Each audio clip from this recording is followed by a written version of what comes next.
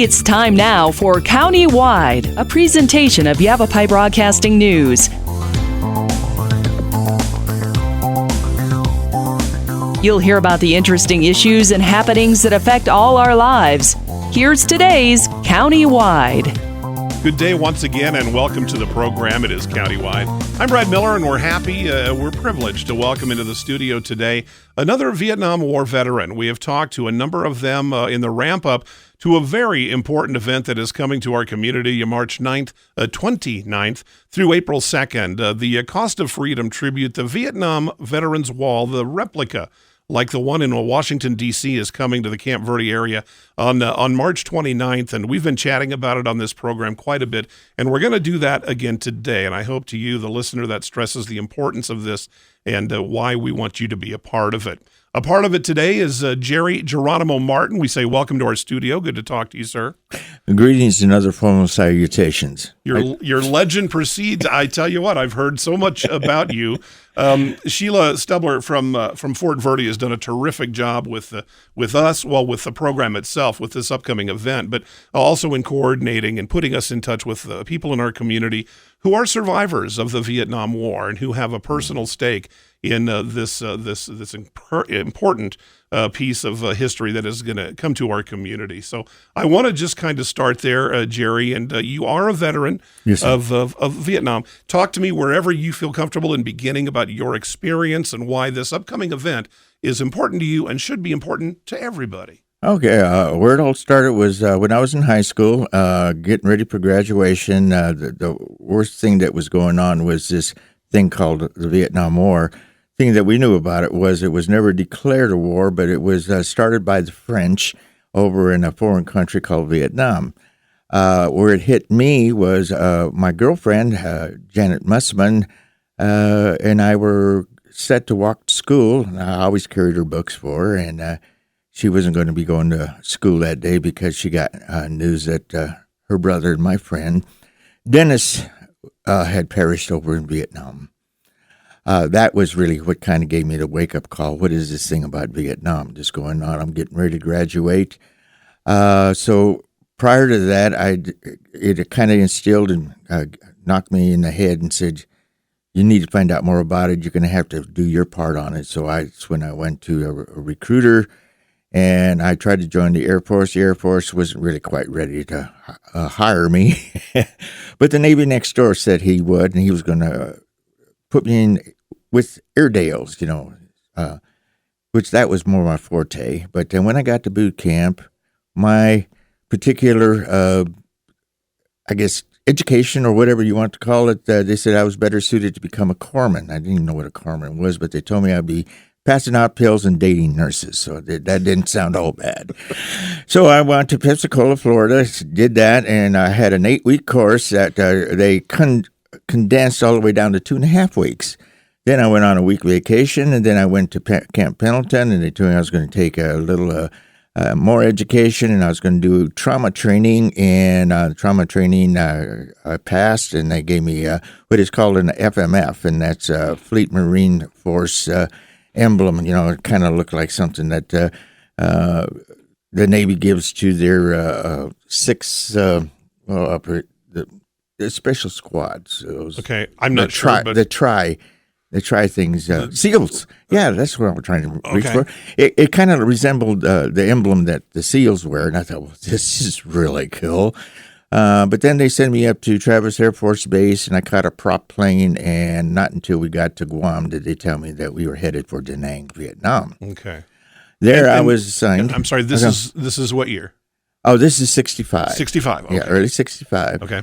And I was assigned to a hospital first, and then the morgue, and then after that, and they actually said that I was going to be with the Marine Corps 19. And that's where I was with for all the time, of 65 to 69, and all the different things that were going on.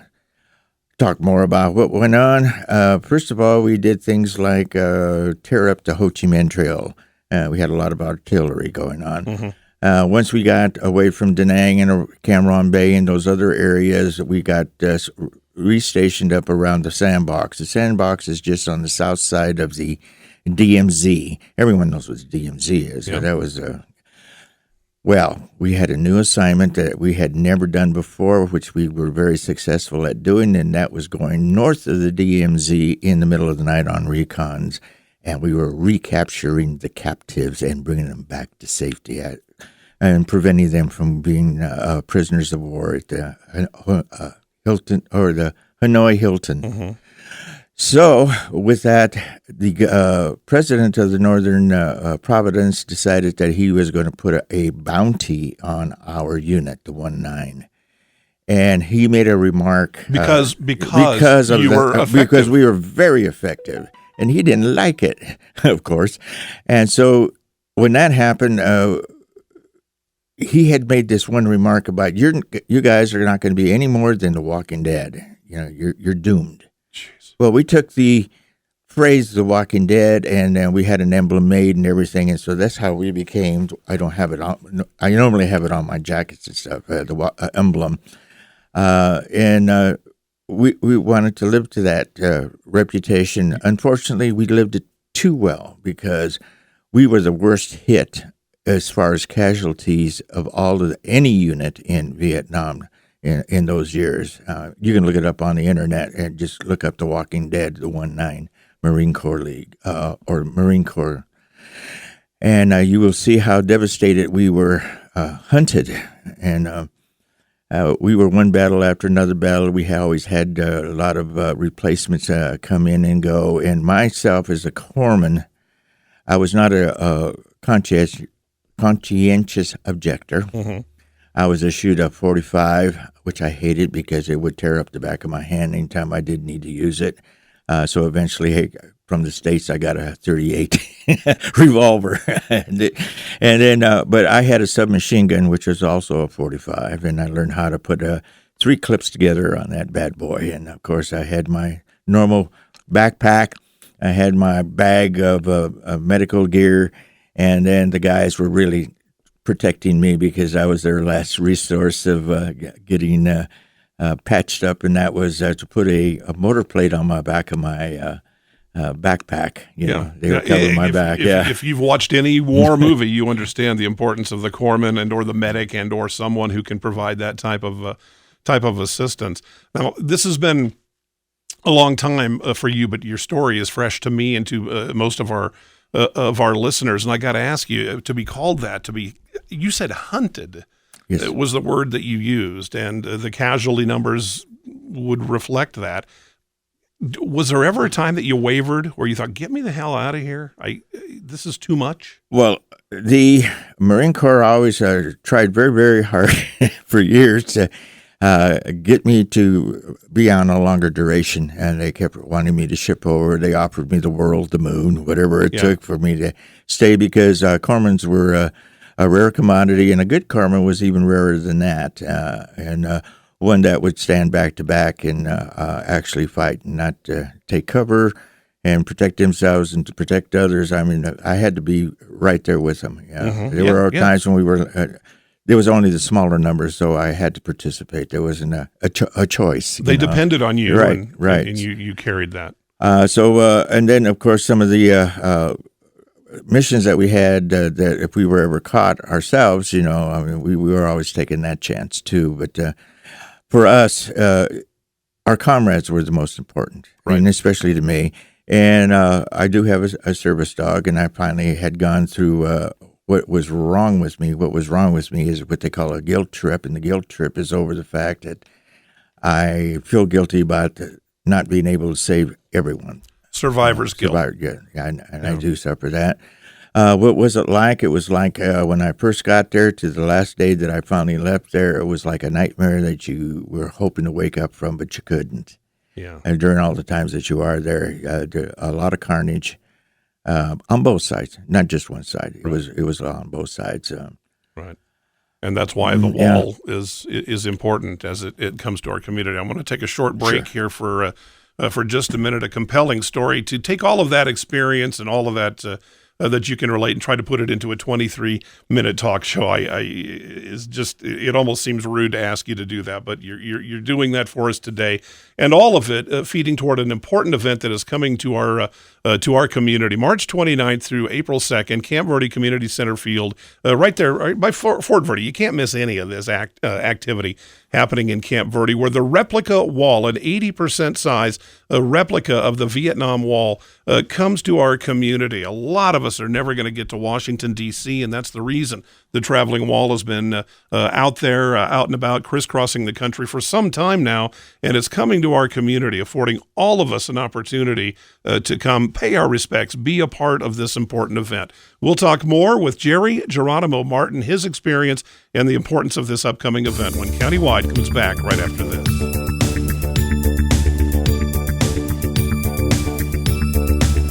Life changes, then it changes again. Predicting the unexpected in life is impossible. That's why it's called unexpected. So when it comes to financial goals, our philosophy is don't predict, prepare. Hi, I'm Edward Jones financial advisor Matthias Sandoval. A job loss, change in health, or a loss of a loved one can have a big impact on your family's financial security. Let's work together to help make sure you're equipped for life's unexpected events. Call our office to schedule a face-to-face appointment. Edward Jones, making sense of investing. Member SIPC. Verde Solaire, your hometown heating, air conditioning, and plumbing company in the Verde Valley, and your trusted North Central Arizona Goodman dealer. Goodman is a name you can trust with the revolutionary Comfort Bridge technology factory installed into select Goodman gas furnaces and air handlers to ensure the entire system operates at peak energy efficient performance. Verde Solaire offers free in-home estimates, locally owned and operated since 1983. Visit them at verdesolaire.com. Better, cleaner, faster. Are you looking for a way to support your local schools? Then donate to the tax credit program today. Here's why. At Oak Creek School in Cornville, your tax credit dollars are used to fund field trips, provide sports uniforms, enrich our agriculture program, help our 8th grade students go to Washington, D.C., purchase playground equipment. Ready to donate? You could donate up to $200 as an individual or $400 for a married couple filing jointly. To donate at Oak Creek School, you can find the form on our website at ocs.cocsd.us. Rice Accounting encourages you to make your Arizona tax donations now. Let's talk. That's the message from Jonna Randall Murdoch, your local Farm Bureau agent, providing a personal touch when making insurance and financial decisions. Jonna will simplify your insurance needs while offering competitive pricing. Let's talk auto, home, life, and farm. Call Jonna at Farm Bureau today at 928-649-8686. Your Cottonwood Farm Bureau property and casualty insurance company. At Farm Bureau, they insure more than just farms. Welcome back to the program, Countywide. I'm Brad Miller. And again, our guest today, Geronimo Martin, a Vietnam veteran of that war, 4 years in service. And we, of course, again, Jerry, thank you very much for all that you have done for us and continue to do. And I want to kind of explore that a little bit. I know there's more to your war experience that you can talk about, and perhaps we'll do that. But more pertinent maybe to the upcoming event with the Vietnam, the replica wall, Vietnam Veterans Memorial replica wall coming to Camp Verde. You're a Native American. That is correct. And you have become very involved on a very large scale with kind of bringing the responsibilities, the experience, and the plight of Native American veterans from not just Vietnam, but from different conflicts. Can you talk a little about that and how it pertains to what we're going to do next week? The different conflicts you're actually talking about is the 200-year war. Uh-huh. I mean, we have been participating from the beginning since 1492, mind you, through all of the wars up to our present wars or conflicts, any of those. I was actually blessed by the fact that I was called to be a liaison and to actually do the, in coordination with Washington, D.C., to do the dedication of the very first National Native American Veterans Memorial. And I hope I don't have to say that more than that one time. It's a mouthful. Yes, it is. But I will refer to it as the Indian Memorial, okay? Now, on the Indian Memorial, the actual Indian Memorial, and I have to mention this because I want to be sure that due consideration and appreciation goes to the proper people. Right. Proper people being the Smithsonian. in Washington, D.C., who has the best museum ever and the best accounts of all of the Native American artifacts, et cetera, and they do education as well. That is why Donald J. Trump at the time came to them and said, what can I do to further better relationships from us to them? And they got that big discussion on this memorial. Donald J. Trump and his administration allocated the land, which is only 1.5 blocks away from the Smithsonian, to build this memorial. They also together got the designers, the artists, and everyone else done. And then when they finally ran into getting into the production, they found out it was going to be a little more expensive than it was meant to be. But that was okay. Those things happen. Donald J. Trump says, for every dollar you need, we'll match you, and we will get her done. Well, it was done and ready to go in 2020, except two things happened. The election. The results of the election was a surprise, and that caused a halt. And then you had the COVID, which really put the brakes on everything. And then, bingo, it just really got sidelined, okay? But not until now, this last year of 2022, on Veterans Day, did they finally want to make the dedication. But I mentioned this because I do want to have credit where credit really belongs, okay? It was the Smithsonian and Donald J. Trump that actually made this happen, and that's why it exists today. So I did that dedication while I was there, and I got a lot of recognition, and then it didn't stop there. Now we find out about the wall coming in. Now I get in touch with people from Washington, D.C. again, that this is going to be coming to Fort Verde, and they want to know if I would be interested. They want to test my idea. Here's the idea that I had. We have Vietnam veterans that were Native Americans. Mm-hmm. We had the biggest capacity per capita of any volunteers to fight in any of the wars. And we have finally got recognition from the Trump administration and this memorial. And I just said, what if we put the two together? Right.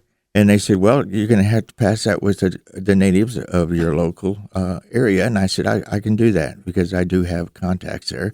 So we went along with Sheila and all the other representatives, and we presented this to them. And what we asked for was a peace treaty. Put everything aside, and we have a common ground, we have a common purpose, and can we do this together? And the answer was yes. Yeah. The answer was not a popular yes, it was unanimous. Overwhelming. Yes, it was. Yeah. Everyone put up their hand and says yes, yes, yes, yes. Yeah. So with that, we dubbed that event to be called Recognition Day. And with that, on March 31st, in Camp Verde, all 22 tribes throughout Arizona have been invited to be at Camp Verde, and there they will have open food, just like they do at the Exodus. They will have dancing. We will have testimonies, and it's not a gala. It's just the fact that we are finally being recognized. And hopefully this might even go further, which might come later. Mm-hmm. So. And this lands Friday at 10 a.m. specifically, March 31st. This lands right in the middle of this event with the replica wall coming. I'm just curious if some people listening to us right now are aware of the momentousness of what you're talking about. This hasn't ever happened before. This is in this form.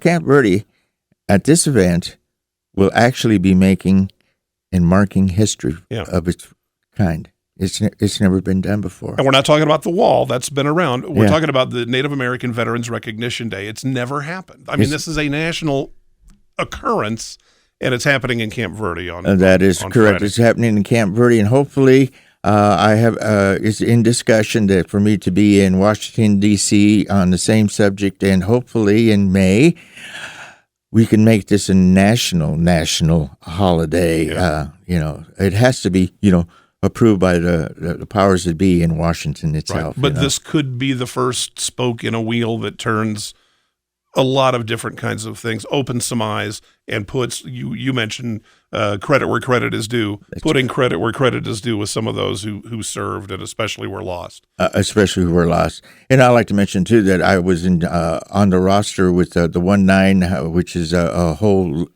like a league of ourselves, of members. And they are sending me the actual casualty list, times and dates for myself to look up on the wall because it will be present there. Wow. So, and it's a big list. Yeah. That's the sad part, but that's the reason this event is going to happen. Before we take a second break, again, the Vietnam replica wall is coming to Camp Verde, and this will be beginning with the posting of the colors at 8 a.m. on Wednesday, March 29th, all the way through Sunday. The wall will be open 24 hours a day. Folks can come in the middle of the night, and many will choose to do it that way. We would encourage you and your families, and a lot of people, Jerry, don't have a personal connection, a personal investment, whether it be a family member, a friend, or a neighbor. As time goes by, we everything fades. And this is a weekend we don't want this to fade because it's going to be in our community. There's not going to be a better time to pay tribute to those who are lost in Vietnam specifically. Vietnam specifically, but also a new generation and new addition to the wall and its representation, because among all of those names on there was what I understood to be like almost an 80%, or in that number of Native Americans that their names are involved on that wall. Right. And that's only a close estimate because there were a lot of Native Americans that didn't identify themselves as Native Americans, but okay. Either way, I mean, whether they were Native Americans or whatever other nationality or race, we all bled the same, and it was all red. Right. And this will be a chance for folks like yourself, comrades in arms. We've talked with a number of veterans who served in that war specifically, who are going to be a big part of this and are not just going to be, attending passively. We talked with Don Clark, who was instrumental in this. We're talking today with yourself, Jerry Martin, from Camp Verde. I say your name because I know a lot of people in the community know who you are, but who are attending this as something that is extremely dear, and what you described with the Native American Veterans Recognition Day, specifically on Friday of this 5-day event, is really, really important, and it's a big, big deal. Yeah, it really is, because it's the first. It's never been done before. We never had a monument either that gave us any recognition, but it is there. It is for real, and hopefully that the Yavapai Nation isn't going to be the only one that's going to be locally recognized. Right. We need to have this recognized where it belongs, and that's nationally in all the tribes that have participated in the 200-year war. Yeah, all right. Jerry Martin, we thank you so much for your service, sir, and also for being guest on our program today. Take a look at the websites. There's a couple. Visit campverde.com or azstateparks.com and then /Fort Verde for an itinerary, a complete rundown of all of the events that'll be going from March 29th, next Wednesday, the start, right through the weekend, as the Vietnam Veterans Wall, the replica wall, visits Camp Verde. Again, visit campverde.com or azstateparks.com. It's countywide, and we'll see you next time. Life changes, then it changes again. Predicting the unexpected in life is impossible. That's why it's called unexpected. So when it comes to financial goals, our philosophy is don't predict, prepare. Hi, I'm Edward Jones financial advisor Matthias Sandoval. A job loss, change in health, or a loss of a loved one can have a big impact on your family's financial security. Let's work together to help make sure you're equipped for life's unexpected events. Call our office to schedule a face-to-face appointment. Edward Jones, making sense of investing. Member SIPC. Verde Solaire, your hometown heating, air conditioning, and plumbing company in the Verde Valley, and your trusted North Central Arizona Goodman dealer. Goodman is a name you can trust with the revolutionary Comfort Bridge technology, factory installed into select Goodman gas furnaces and air handlers to ensure the entire system operates at peak energy efficient performance. Verde Solaire offers free in-home estimates, locally owned and operated since 1983. Visit them at verdesolaire.com. Better, cleaner, faster.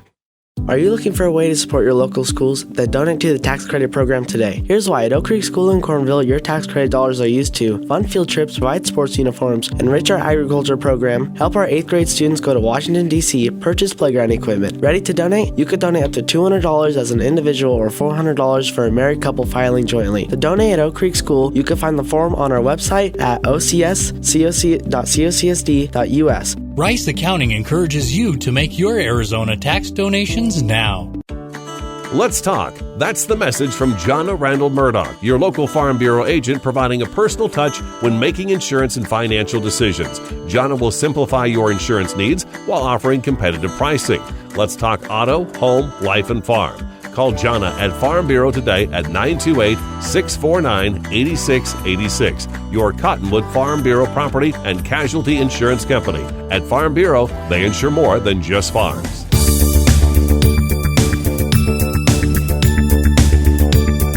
This has been Countywide. Listen in each Tuesday and Thursday at this time. If you have a topic or guest idea that you'd like to suggest, email us, news@myradioplace.com.